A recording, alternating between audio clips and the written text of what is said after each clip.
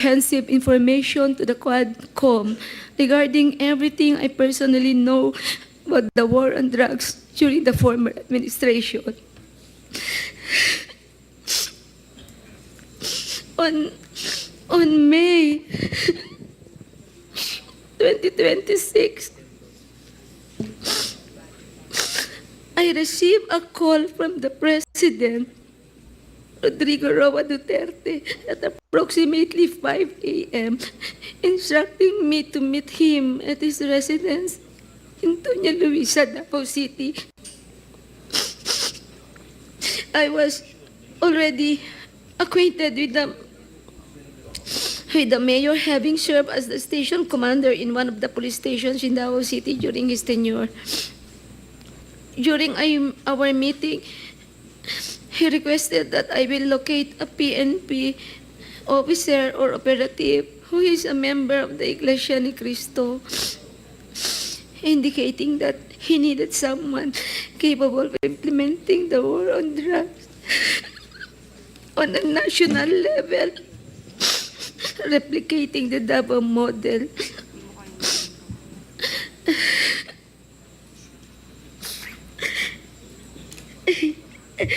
The Davao model referred to the system involving payment and reward.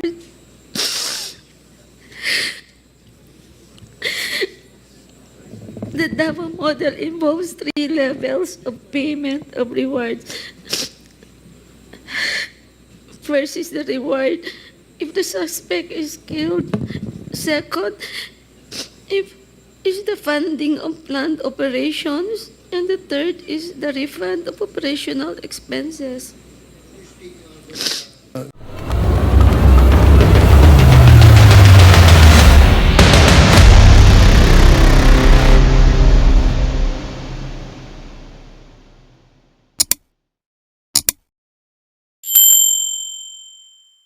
You will submit a report sa City Hall monthly at nakalagay po doon na na-file po yung kaso, nakalagay din po yung IS number po, proof na na-file po yung kaso and the details of the case.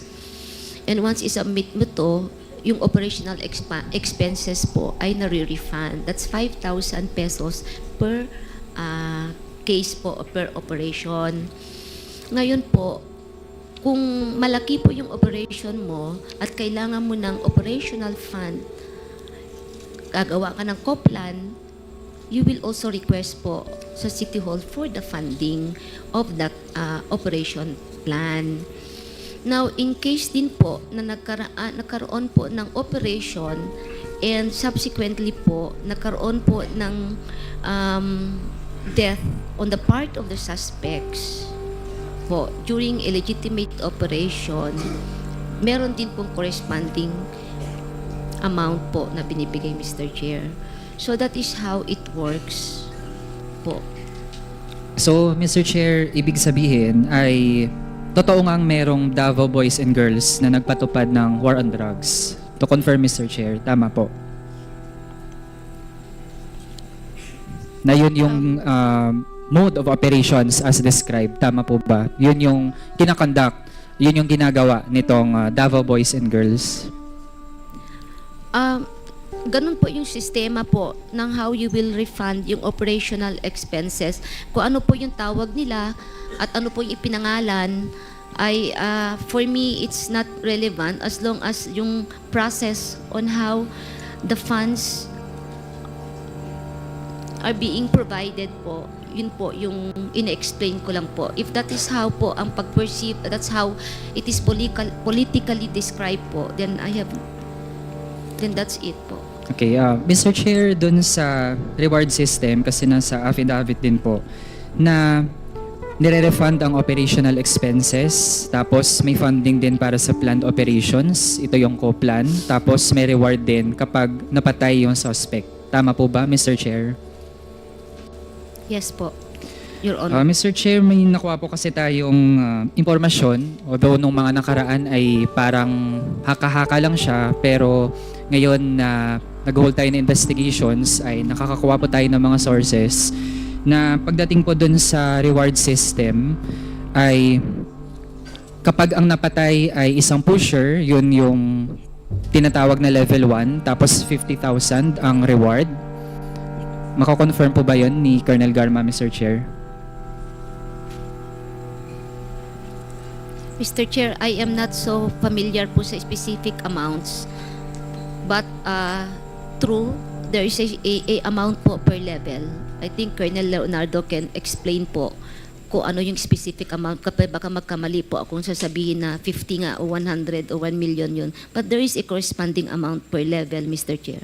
Sige. Mr. Chair, sa information na nakuha natin ay merong 4 na levels. Yung level 1 ay 50K para sa pusher. Kung napatay ay pusher. Kung big time pusher naman ay yun yung level 2, 100K. Tapos kung narco-cops, narco-politicians, or protectors ay 300 to 500K. Tapos kapag trader, manufacturer, chemist, yung mga ninja cops, or mga financiers, yun yung level 4, 1 million yung reward kapag napatay sila. Familiar po ba yun kay Colonel Garma? Yung ganong leveling and amounts? May amount po, Mr. Chair, from what I understand, starting 20,000 to 1 million. But I'm not familiar sa mga bracketing po, Mr. Chair. Mr. Chair, yung 20K, yun po yung mga street level or mga small time na natatag na involved sa drug trade. Tama po ba? Most likely kasi yun po yung pinakamaliit na amount as far as that's I know, Mr. Chair.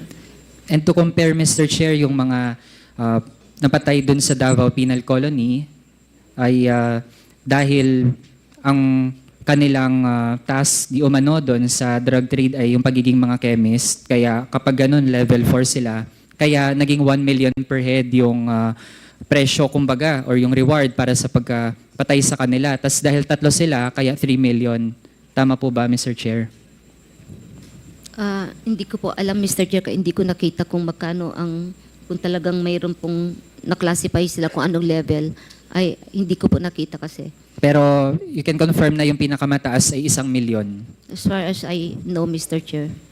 Kaya, Mr. Chair, dun sa pag-i-implement ng war on drugs on a national level, dun sa pakikipag-usap ni Colonel Garma kay former President Rodrigo Duterte, sinabi ba niya na meron siyang layunin na yung Davao model ay i-implement sa buong bansa? May ganun po ba, Mr. Chair? Yes, Mr. Chair. And Mr. Chair, doon sa ganitong plano ay on loop po doon ang incumbent senator na si Bongo. Tama po ba? Mr. Chair, I didn't get the question. Kindly repeat po, Your Honor. Mr. Chair, doon sa plano na itong Davao model ay implement siya sa buong bansa, based sa naging affidavit, gusto nating ma-confirm na mayroong papel din dito si Senator Bongo. Tama po ba?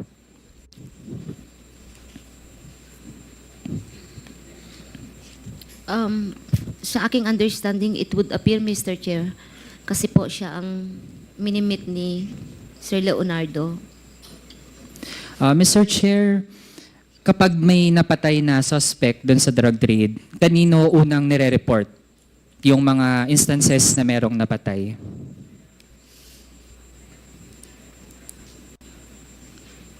Sa ground kasi may gagawa ka ng report, Mr. Chair, spot report.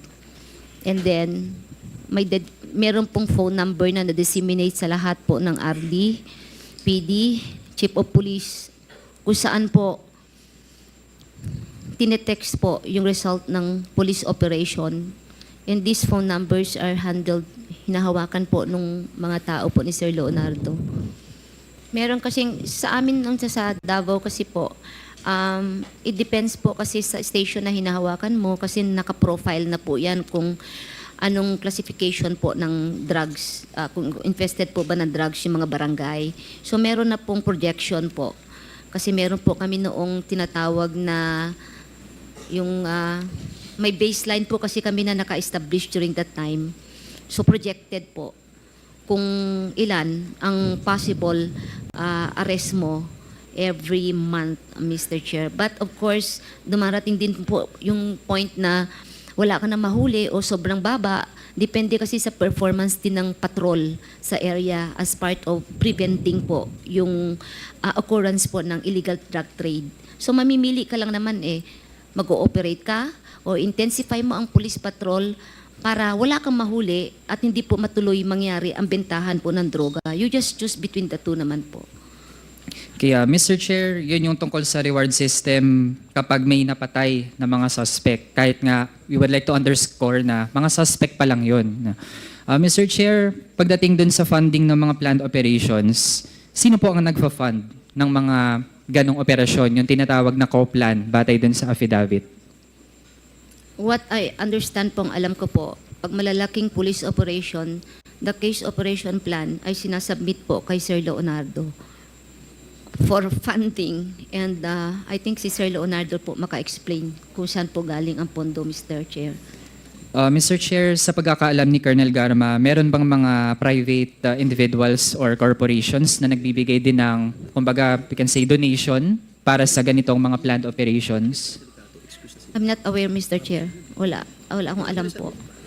Mr. Chair, pare-pareho ba yung amount na binibigay para dun sa kada operation na kinoconduct? Hindi ko rin po alam, Mr. Chair, kaya hindi ako ang nag-evaluate ng mga co-plan. Basta ang alam ko lang, sinasubmit po sa kanya and siya po ang magpapacilitate for the funding, Mr. Chair.